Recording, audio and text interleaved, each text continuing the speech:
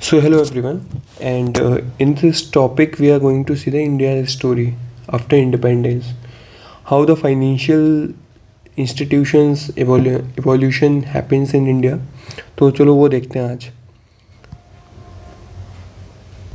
तो after independence, every sector had a different loan demands, risk, and repay needs. Like there were many sectors. Like in agriculture had its own demand.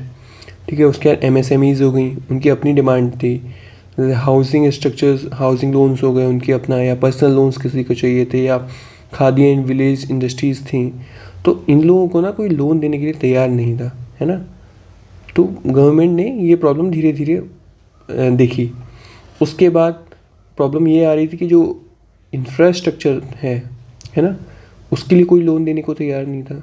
Because infrastructure में basically what happens is you need a lot of capital. एक तो capital ज़्यादा लग रही है, ठीक है. दूसरा फॉर अ लॉन्गर पीरियड.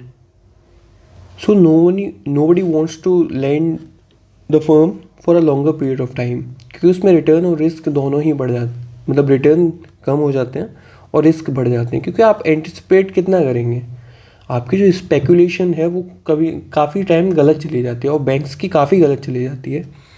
तो ये प्रॉब्लम थी. तो 1950s में गवर्नमेंट ने क्या सोचा कि उन्होंने डेवलपमेंट के लिए बैंक्स बनाने का सोचा. तो एक कॉरपोरेशन बनाया उन्हें, IFCI 1948 में बना, industrial finance corporation of India. ये क्या करता था फॉर द बिग इंडस्ट्रीज़. ये जो बड़ी बड़ी इंडस्ट्रीज सेटअप हो रही थी उस टाइम पे, उनको लोन्स दिया करता था. उसके बाद SBI बना, ठीक है. SBI बनाया गया, need for the large commercial banking, है ना. जो नॉर्मल लोग हैं, लाइक रिटेलर्स, जो जैसे हम लोग हो गए, जो normal day to day consumers हो गए, तो उनके लिए SBI बनाया गया, कॉमर्शियल बैंक. और ये एक इम्पीरियल बैंक ऑफ हिंदुस्तान था, उसको कन्वर्ट करके SBI बना दिया, स्टेट बैंक ऑफ इंडिया. उसके बाद प्रॉब्लम क्या आ रही थी कि हाउस होल्ड सेव कहाँ करें, सेविंग का इशू आ रहा था. तो लॉन्ग टर्म सेव नहीं हो पा रहा था. जैसे आप अभी बैंक्स में जाके क्या करते हैं, आप सेविंग अकाउंट में पैसे रखते हैं, ज़्यादा से आप RD कर देंगे, है ना, और DD कर देंगे, या फिर TD कर देंगे, ये सब करेंगे आप, है ना. लॉन्ग टर्म में कोई इन्वेस्टमेंट नहीं है कि आज मैं अगर कुछ जैसे रोज़ हर महीने जैसे 10-10 रुपये दूँ, या फिर तो मतलब लॉन्ग टर्म में मुझे इसके बहुत अच्छे रिटर्न मिले, ऐसा नहीं हो रहा था, है ना. और इससे क्या होता है कि जैसे जो पैसा ये इकट्ठा हो रहा होता है, this can be used by the government, है ना, to finance the industrial development.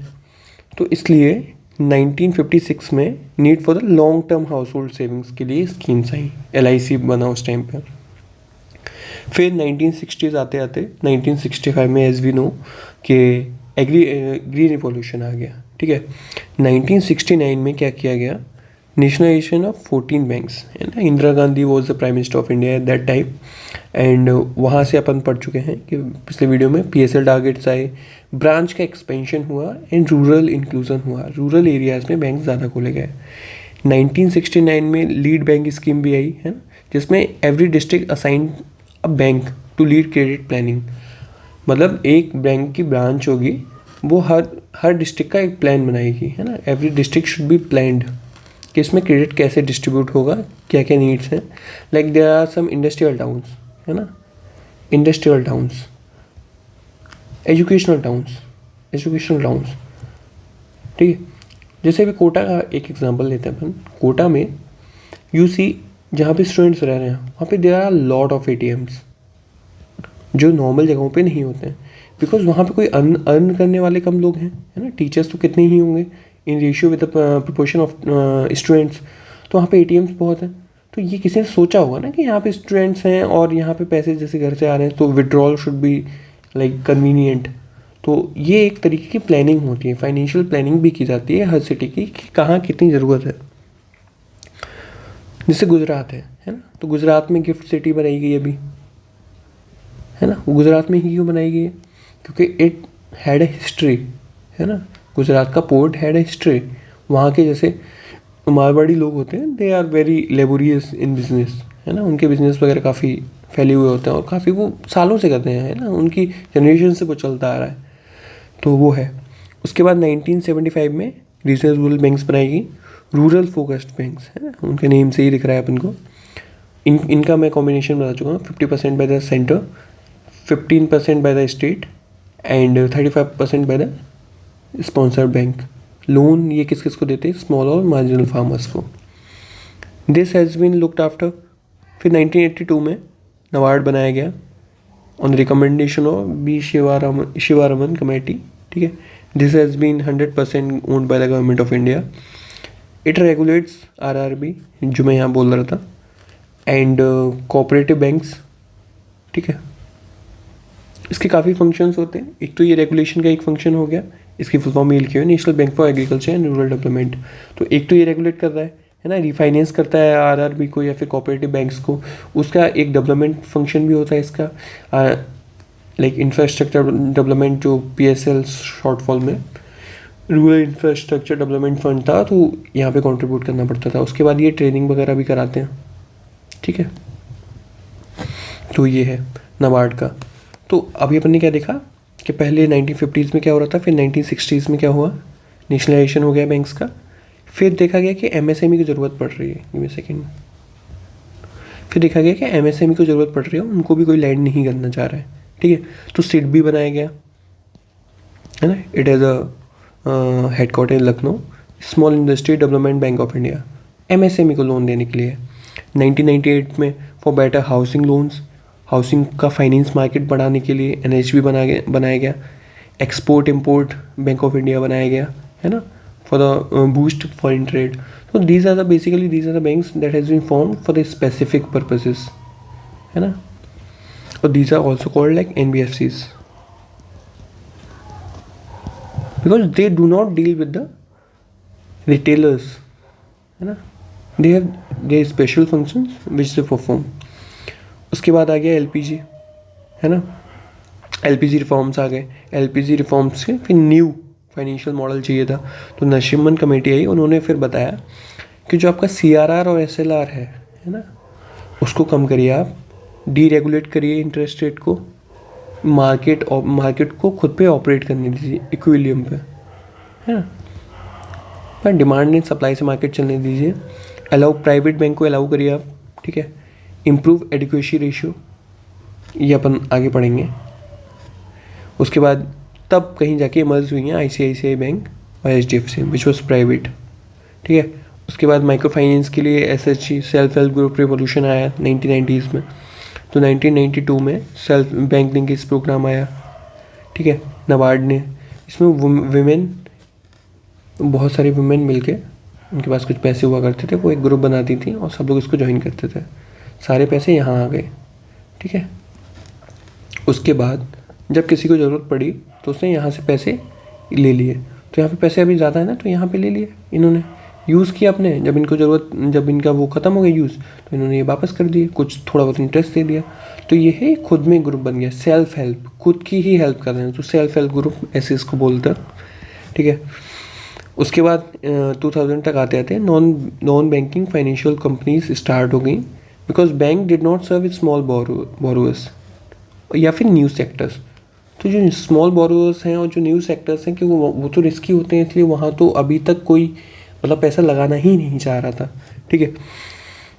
इसलिए इन्होंने, एनबीएफसी क्या सर्व करती हैं? गोल्ड लोन्स, है ना, transport loans, housing loans, micro finance. तो दीज आर, जो ये टर्म्स आप देख रहे हैं, these you do not listen in to schedule commercial banks, कि वहाँ से इन पर्पजेज़ के लिए लोन मिला है, ठीक है। उसके बाद NBFC now contribute like 25% of the credit that has been given in India, है ना। बट ये है एनबीसी, जब इतना कंट्रीब्यूशन है तो ये भी आरबीआई से रेगुलेट की जाती हैं, ठीक है। उसके बाद मॉडर्न फाइनेंशियल इंक्लूजन कैसे हुआ? 2006 में बैंक करेस्पोंडेंट आ गया, इसको बैंक मित्र भी बोलते थे, है ना। Allowed bank to appoint a bank correspondent to reach the remote village. मतलब अब रिमोट विलेज का जो बहुत दूर आदमी रह रहा है, वो बैंक भी नहीं आ सकता और बैंक भी उसके पास, तो बैंक तो उसके पास जा सकती है। तो क्या हुआ, बैंक से एक आदमी, ठीक है, इसको बीसी बोलते हैं, और तो फिर ये रिमोट कहीं जाता था गांव में जो बहुत दूर है, वहाँ से लोग नहीं आ पाते बैंकिंग फैसिलिटीज़ के लिए, तो ये वहाँ जाके डिपॉजिट करता था, विड्रॉल कराता था लोगों को। तो लोगों को थोड़ा सा फाइनेंशियल इंक्लूजन हो, लोगों को आदत पड़े कि what is bank is about. फिर 2014 में प्रधानमंत्री जन जनधन योजना है, इसमें जीरो बैलेंस अकाउंट बनाया है, रुपए कार्ड आए, ओवरड्राफ्ट फैसिलिटीज़ भी इस पर अवेलेबल थी। पेमेंट बैंक्स आ गई 2015 में, इन्होंने स्ट्रक्चर बना दिया पूरा। इनकी डिपॉजिट लिमिट 2 लाख है, अपन देख चुके हैं। फिर स्मॉल फाइनेंस बैंक 2015 में आ गई, पता है। PSL टारगेट्स कम, PSL इनका 75% अपन पीछे देख चुके हैं। इनका रीज़न क्या है, मतलब पिछले वीडियो में। उसके बाद फिर इंफ्रा के लिए क्या आया, जब लाइक 2021 में फिर नेफिड बना 2021 में, ठीक है। ये 20 to 30 ईयर्स इतने लंबे लोन देता है नेफिड, ठीक है। जैसे NIB और गरी शक्ति, इसको भी अपने पिछले वीडियो में देखा था। सो कैन यू सी के मतलब हाउ डिफरेंट अलग अलग नीड के लिए अलग अलग इंस्टीट्यूशन बन रहे हैं, ठीक है। तो यही इवोल्यूशन है और आज हम लोग यहाँ पे हैं, है ना। अब अपने पास ऑल इंडिया फाइनेंशियल इंस्टीट्यूशंस में हैं, ऑल इंडिया फाइनेंशियल इंस्टीट्यूशन भी हैं। उसके बाद नॉन बैंकिंग फाइनेंशियल कंपनीज भी हैं, इसमें भी 2 होती हैं, एक तो डिपॉजिट टेकिंग होती है, एक नॉन डिपॉजिट टेकिंग होती है ना। कुछ इसमें ये है, जैसे ऑल इंडिया फाइनेंशियल इंस्टीट्यूशन, कुछ some are controlled by the RBI and some are controlled by the SEBI, है ना, वो है। नहीं, आई थिंक इसमें 5 आते हैं ऑल इंडिया, मैं तो कंफ्यूज हो गया ना। इसमें 5 आते हैं which are wholly controlled by the RBI। इसमें होते हैं SEBI कंट्रोल्ड, है ना, और RBI कंट्रोल्ड। इसको अपन आगे जब बाइफर्केशन करेंगे तब देखते हैं। उसके बाद फिर देखते हैं RBI फंक्शनिंग। तो इसमें RBI फंक्शनिंग में क्या है कि RBI क्या क्या काम करती है। तो as we all know, bank के नोट्स प्रिंट करती है, मॉनेटरी स्टेबिलिटी हो गई, रिजर्व्स रखती है, operate currency and credit system, price stability और ग्रोथ, ठीक है, इसको देखती है। तो इन्फ्लेशन ग्रोथ फ्रेमवर्क जो अपन ने देखा था पहली वीडियोस में, ठीक है। नोट्स इशू करती है except 1 rupees note, because that has been like printed by the government of India. Coins and 1 rupee note is not the liability of RBI, though it regulated, okay, but it is on the liability of government of India, not on RBI like all other notes. Also power to withdraw or exchange for their denomination, ठीक है। bankers to the other bank, volume control करती है ना, small m like money multiplier जो money supply होती है उसको control करती है CRR SLR से, ठीक है, और रेपो रेट से। बेसिकली मतलब मॉनेटरी पॉलिसी से अगर देखें, मॉनेटरी पॉलिसी तो सिर्फ रेपो रेट ही वो देखती है, बट CRR और SLR अगर बढ़ाए जाएँ तो उससे भी मनी सप्लाई पे काफ़ी इफेक्ट पड़ता है, ठीक है। M नोट भी है ना, high powered money which is basically generated of currency, है ना, जो प्राइमरी डीलर्स के साथ डील करते हैं। That's a whole different concept जो अपन कभी किसी और दिन पढ़ेंगे जब मनी का चैप्टर पढ़ेंगे, ठीक है। फिर regulate banking functions, lender to a last resort, है ना, जब किसी बैंक को कहीं भी कुछ पैसे नहीं मिलते तो RBI के पास आता है। फिर they look after the exchange rate management, FEMA, foreign exchange management act 1999 का। Stability, external value of rupee का, उसमें स्टेबिलिटी रखता है। उसके बाद बैंकर्स टू द गवर्नमेंट, इसमें अपन लोग पढ़ेंगे वेज एंड मीन्स एडवांस, ये बात का टॉपिक है, इसको बाद में पढ़ेंगे, बट यहाँ पे है अगर एजेंट ऑफ करेंट और सेंटर, अगर वहाँ पे वो लोग पैसे जमा करना चाहें बैंक में to get the interest RBI से, तो पैसे जमा कर सकते हैं। Make payment on the behalf of government, forex maintain करता है, ओवरड्राफ्ट फैसिलिटीज़ भी अवेलेबल होती है फॉर द गवर्नमेंट्स, ठीक है। ये WMA बहुत अच्छे से पढ़ेंगे बाद में। उसका सुपरवाइजरी फंक्शन भी होते हैं, लाइक लाइसेंस देना बैंक्स को, मिनिमम रिजर्व्स कितना रहना चाहिए वो डिसाइड करना, प्रॉम्प्ट करेक्टिव एक्शन लेना। जब कोई बैंक बात ना माने, है ना, जब कोई बैंक रेगुलेशन फॉलो ना करे, तब NBFC इसको मैंने बताया कंट्रोल करती है। डिपॉजिट इंश्योरेंस स्कीम भी देते हैं, ठीक है, 5 लाख रुपए तक पर पर्सन पर बैंक सिक्योर्ड है ना।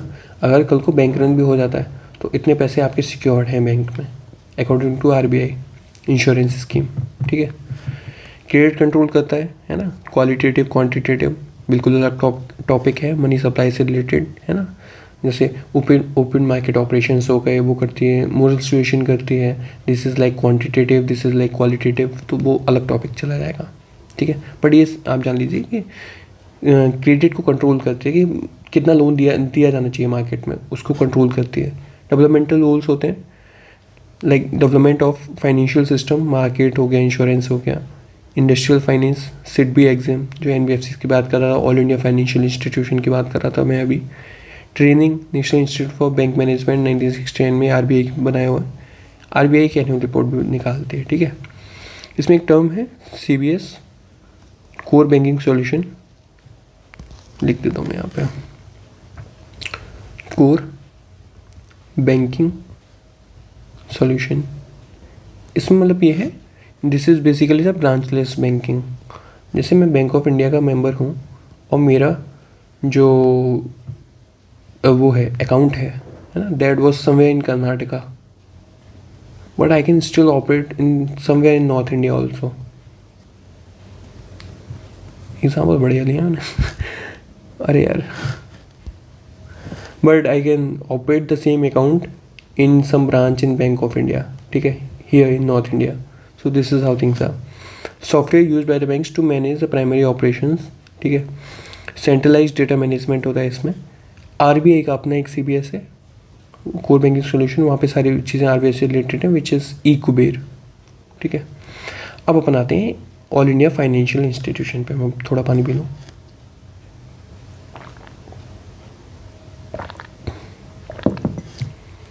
सो दिस इज़ बेसिकली, अभी हमने देखा ही क्यों बनाए गए, for development purposes. Apex level development financial institution, policy advice देते हैं गवर्नमेंट को, लॉन्ग टर्म फाइनेंस प्रोवाइड करते हैं, रीफाइनेंस करते हैं, सेक्टर फोकस्ड क्रेडिट देते हैं इंस्टीट्यूशनल डेवलपमेंट के लिए। उसके बाद दे ऑपरेट एवो बैंक्स, है ना, ये बैंक्स को भी लोन देते हैं, बैंक्स इनसे पैसे लेती हैं, रीफाइनेंस भी करती हैं बैंक इनसे, ठीक है। आरबीआई ने 5 AIFI को रिकॉग्नाइज किया है, NABARD for agriculture, SIDBI for MSME, इनकी ये डेट्स है 1982, 1990, 1982 में एग्जिम भी बना for foreign trade, national housing loans हो गए, 2020 में नेफेड बना, है ना, ये अपन सारा देख चुके हैं। उसके बाद let's head to the last topic of today, which is basically the non banking financial companies, है ना, दिस इज इम्पोर्टेंट। तो this has filled small ticket loans, है ना, NBFCs क्यों बनाएंगी, उनके लिए जिनको छोटे छोटे लोन्स नहीं दिए जाते हैं, ठीक है, स्मॉल टिकट लोन्स। अब जैसे ये अंतर है, जो AIFI है वो इंफ्रा के लिए बहुत बड़ी लोन दे रहा है ना, लॉन्ग टर्म के लिए, but this is not seen with this. Flexible lenders, ठीक है, लार्ज इंफ्रा लोन्स ये भी देता है, पैरेलल लेंडर्स इन पोस्ट और MSME या फार्मर्स को लोन देते हैं, ठीक है। उसके बाद provide credit but are not banks, है ना, क्रेडिट तो प्रोवाइड कर रहे हैं ये लोगों को, बट बैंक्स नहीं है। लाइसेंस्ड रजिस्टर्ड एंटिटीज़, ठीक है, registered under companies act, companies act में ये रजिस्टर्ड है। इनकी ये लाइन बहुत इंपॉर्टेंट है, वो सारे क्वेश्चन ना यहीं से बनेंगे। नो डिमांड ड्राफ्ट, है ना, पेमेंट सेटलमेंट का पार्ट नहीं है, पेमेंट एंड सेटलमेंट मतलब PWS एक्ट है, PWS एक्ट है, the payment settlement in system, तो वो एक्ट इन पे वो नहीं होता है, अप्लाई नहीं होता। PSL टारगेट्स नहीं होती हैं, CRR SLR इनको मेंटेन नहीं करना पड़ता। रिक्वायरमेंट क्या है एक NBFC बनने की, एक तो नेट ओन फंड होना चाहिए, ठीक है, more than 10 crore rupees, registered certificate from RBI, this is not the license, बस रजिस्टर्ड सर्टिफिकेट होना चाहिए फ्रॉम RBI। उसके बाद मस्ट फॉलो प्रूडेंशियल फॉर्म्स, जैसे CRAR, capital requirement as adequacy ratio, ये CRAR वगैरह हम लोग ये पढ़ेंगे जब हम लोग वो पढ़ेंगे बेसल नॉर्म्स 3 बेसिकली, है ना, तो जब हम लोग वो पढ़ेंगे तब ये पढ़ेंगे CRAR, CWA, ठीक है, कैपिटल वेटेड एसेट, तो ये सब वहाँ पे पढ़ेंगे, तो वो 15% होना चाहिए इनका, ठीक है। Regulated by RBI under section 45(1)(a), ये इंपॉर्टेंट हो सकता है, ठीक है। एनबीएफसी भी दो तरीके के होते हैं, एक तो NBFC deposit taking, non deposit taking. जो डिपॉजिट टेकिंग होते हैं, पहली बात तो ये 5% होते होंगे बेसिकली, है ना। तो ओनली टर्म डिपॉजिट ले सकते हैं। डीडी ऊपर ही मैंने मना किया, स्ट्रिक्ट नॉर्म्स होते हैं इनके, आरबीआई डिस्करेज करता है। तो डीडी नहीं है, सेविंग नहीं है ना, सेविंग और करेंट अकाउंट नहीं है इनमें। जो नॉन डिपॉजिट टेकिंग है उनको भी दो में है, एक तो नॉन डिपॉजिट एनबीएफसी हो गए, एक तो सिस्टमेटिकली इंपॉर्टेंट हो गए, which are basically more than 500 crore rupees, उससे ज़्यादा होने चाहिए। गिव मी अ सेकेंड, हाँ लेट मी,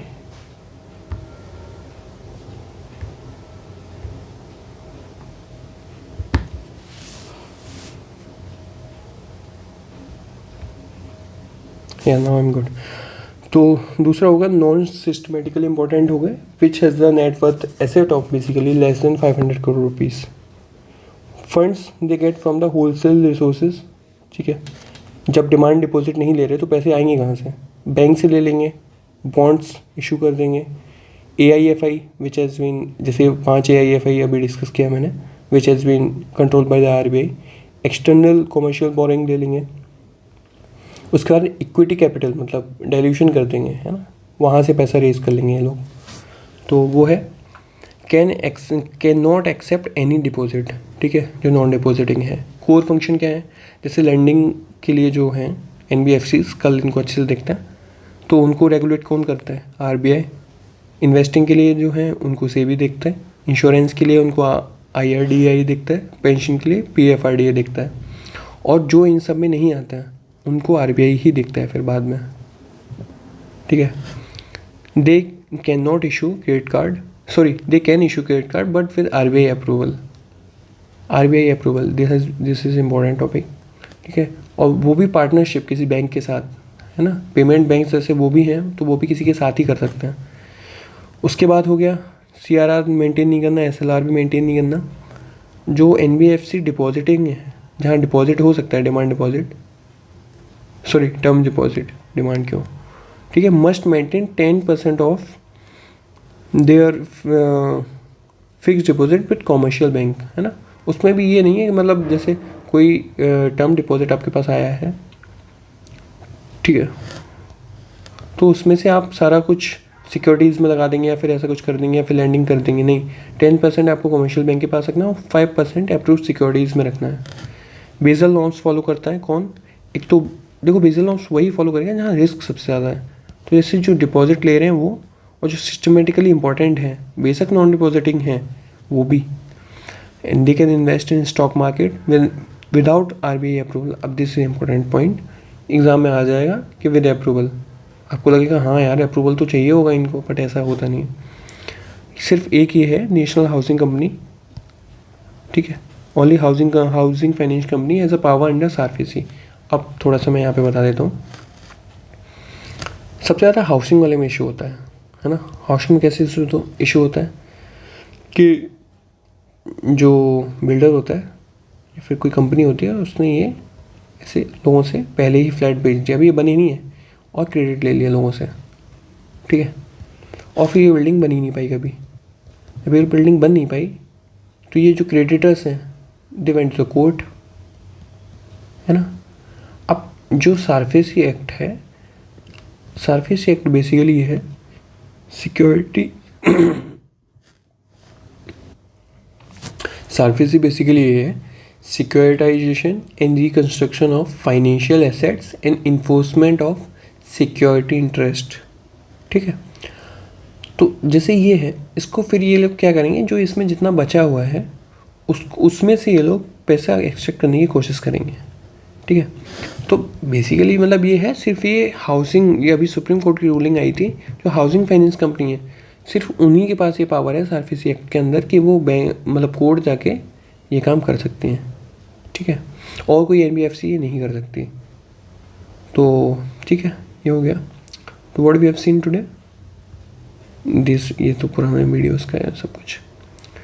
तो we have basically seen the Indian journey to financial inclusion, है ना। PSL क्या होता है, लीड बैंक स्कीम हो गया, स्ट्रक्चर ऑफ इंडिया हो गया, इंडिया स्टोरीज हो गई, और नहीं आई थिंक ये पिछले वीडियो में था, हमने इंडिया से स्टोरी देखा है, आरबीआई की फंक्शनिंग देख ली, एआईएफआई देख ली, एनबीएफसी हो गई। बेसिकली अभी मैं आपको बता दूं, एनबीएफसी का भी स्ट्रक्चर बचा हुआ है, ठीक है, जो भी नया स्ट्रक्चर आया है, और अभी काफ़ी सारी चीज़ें बची हुई हैं, ठीक है। एनबीएफसी जो सेबी देखती है या फिर आरबीआई देखती है, इसमें बहुत बहुत ज़्यादा है कंटेंट, जो अभी मैंने आज इतना ही सोचा तो इतना ही हो गया आज, तो that is it. Okay, see you in the other one.